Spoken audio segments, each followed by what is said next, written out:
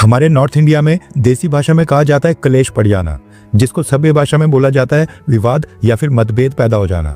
कलेश वर्ड का किस किस को पता था, नीचे कमेंट करके बताएं।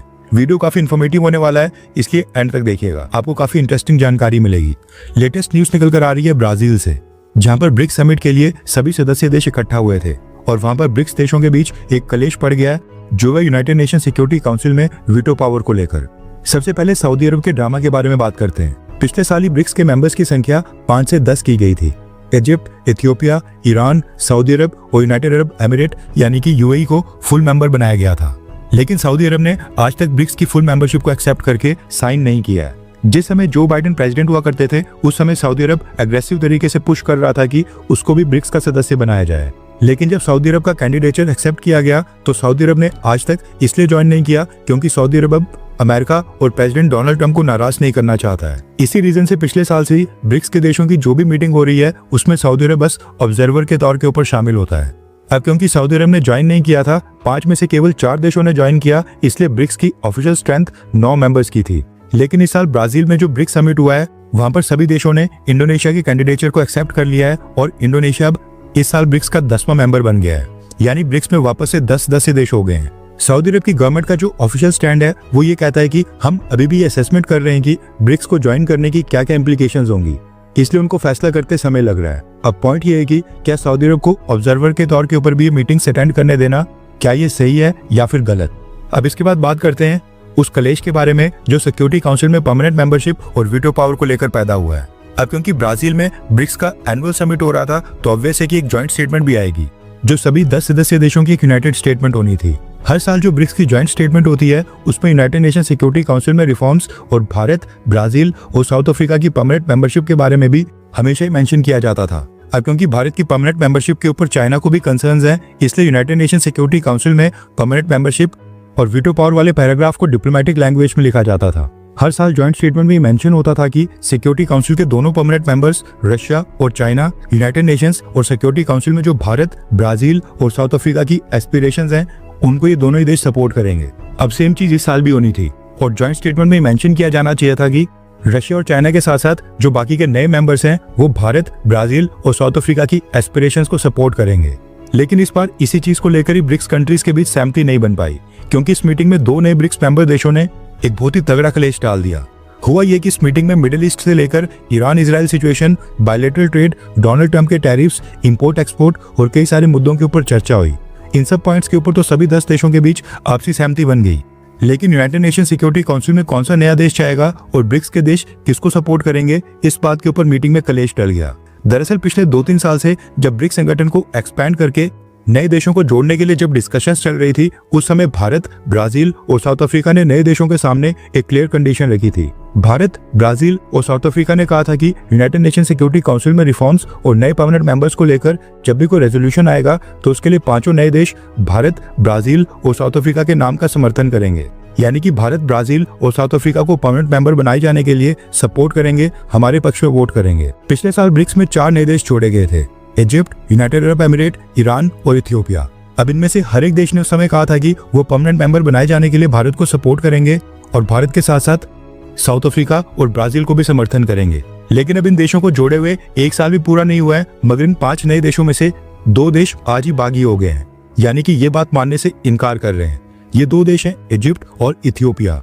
अब ये दोनों ही अफ्रीकन देश हैं, यानी कि अफ्रीकन कॉन्टिनेंट से आते हैं। यूनाइटेड नेशन सिक्योरिटी काउंसिल में जब भी रिफॉर्म्स की बात आती है, आपने सुना होगा कि भारत के साथ साथ अफ्रीकन देशों का भी नाम जोरों शोरों से लिया जाता है, क्योंकि अफ्रीकन कॉन्टिनेंट से एक भी देश इस समय यूनाइटेड नेशन सिक्योरिटी काउंसिल में शामिल नहीं है। और जब भी अगले रिफॉर्म्स होंगे, अफ्रीका से एक देश तो जरूर ऐड किया जाएगा। अब वो देश कौन सा होगा, सारा विवाद इसी मसले के ऊपर है। अफ्रीकन देशों में 2-3 नाम जो सबसे ऊपर हैं, वो है साउथ अफ्रीका, नाइजीरिया और इजिप्ट। इन तीनों देशों की सेना और अर्थव्यवस्था बाकी सभी अफ्रीकन देशों के मुकाबले काफी स्ट्रांग है। इनमें से इजिप्ट, इथियोपिया और साउथ अफ्रीका, ये 3 देश ब्रिक्स के मेंबर हैं।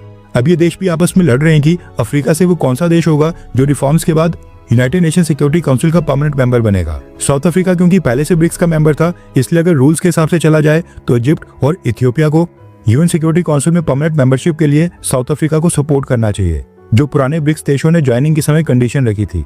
लेकिन ब्रिक्स ज्वाइन करने के बाद इजिप्ट और इथियोपिया इन दोनों ने परमानेंट मेंबर और वीटो पावर के लिए साउथ अफ्रीका के नाम के ऊपर हामी भरने से इनकार कर दिया है। ब्राजील के ब्रिक्स समिट को लेकर एक ज्वाइंट स्टेटमेंट बनाई गई थी। इस ज्वाइंट स्टेटमेंट में हर साल की तरह एक सेक्शन था यूनाइटेड नेशन सिक्योरिटी काउंसिल में परमानेंट मेंबर्स का।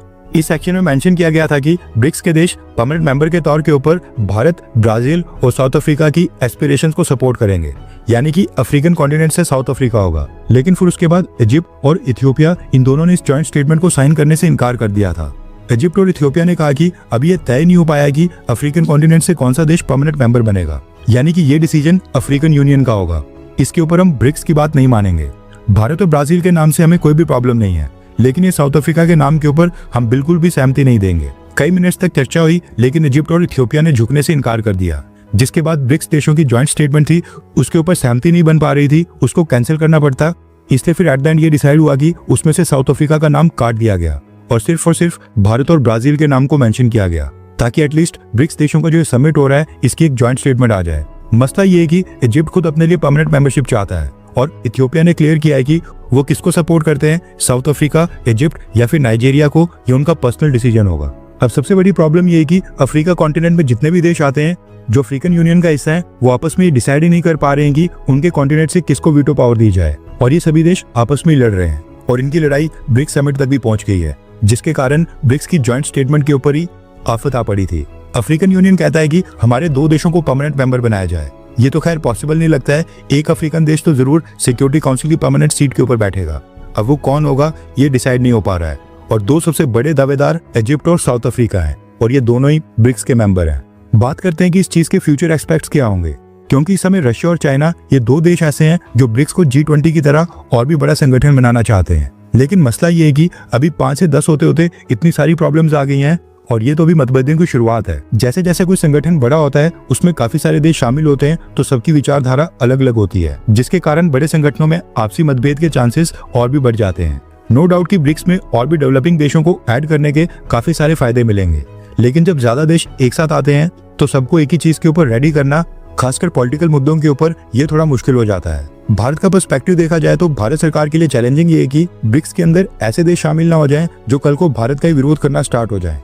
सेम आज जैसे इजिप्ट और इथियोपिया, ये दोनों देश ब्रिक्स का मेंबर बनने के बाद यूनाइटेड नेशन सिक्योरिटी काउंसिल में परमानेंट सीट के लिए साउथ अफ्रीका का विरोध करने लगे हैं। सेम इसी तरीके से ऐसा कोई देश ब्रिक्स में शामिल ना होना चाहिए जो कल को भारत को ही चैलेंज करे। जैसे आज टर्की ब्रिक्स को ज्वाइन करने के लिए काफी हाथ पैर मार रहा है, लेकिन ब्रिक्स को ज्वाइन करने के बाद टर्की भारत के लिए मुश्किलें खड़ी कर सकता है, कश्मीर को लेकर हमें लगातार टारगेट कर सकता है।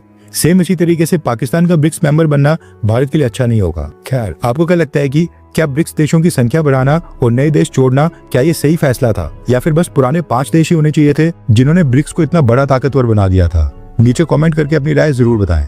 हर 24 घंटे के अंदर जियोपॉलिटिक्स में बड़े फेरबदलाव और उलटफेर हो रहे हैं, और भारत के लिए नए चैलेंजेस आ रहे हैं। कोई देश अपने फैसले से पलट रहा है तो कोई देश ब्लैकमेलिंग के ऊपर उतर आया है। सभी देश एक दूसरे को नीचे लगाने की कोशिश कर रहे हैं। इन सब के बीच हमारा भारत किसी भी देश से पीछे न रह जाए, इसके लिए मोदी सरकार लगातार कोशिशें कर रही है। आपका एक लाइक हमारे चैनल को ग्रो करने में काफी मदद करेगा, और एक सब्सक्राइब ये सुनिश्चित करेगा कि आप किसी भी इंपॉर्टेंट अपडेट को मिस ना करें। अगर आपने हमारे चैनल को पहले से सब्सक्राइब किया है तो दिल से धन्यवाद। जय हिंद, वंदे मातरम।